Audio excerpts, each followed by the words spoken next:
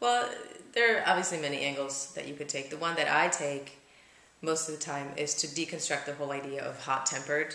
In Czech it's temperamentní, and of course, all gypsies have hot blood and passion, and it's the whole sort of Latin blood stereotype, and it has very particular ways of unfolding in discourse in Central and Eastern Europe.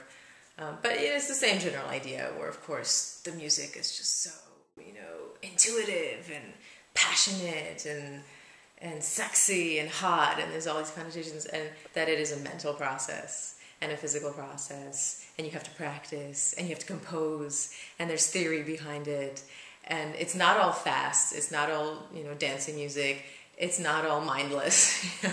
In fact, most of it's not mindless at all. And so I try to, first of all, deconstruct that terminology, and then second of all, to say, obviously there are many different kinds of Romani music, but even within sort of, say, like Czech and Slovak Romani music, there's a lot of stuff that never gets on the sort of festival stages, doesn't tend to be shown on TV, and it's harder to appreciate if you don't know Romani, because the texts, some of them can be very deep, especially in Russian Romani music, where some of the stuff is like, it's philosophy. So I try to show that. I mean, I do workshops with foster families here, and my favorite moment is when you sort of ask them, what do you think about Romani music? And of course they generally all say the same thing, it's really lively and you dance to it and it's it's hot-tempered and whatever. And I say, okay, well, that's what you've seen on TV, and you might have even gone to a Romani festival, and you might very well have seen that.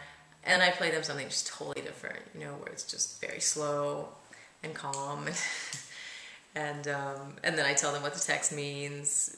So it's fun, and then they get, they just had no idea that it could be all those things. So in a larger sense to say, but this is how it is with Romani culture in general.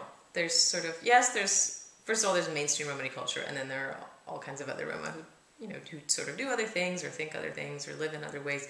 But then there's also just the fact that with Roma in general, there's what you see. It's whether it's because the only Roma you meet are the ones at the train station, or whatever. But there's all this stuff that the general public just doesn't get access to. And so I use the music and the fact, like, here's all the stuff you didn't know about Romani music, as a parallel to, well, here's all the stuff that you just didn't even know about Roma.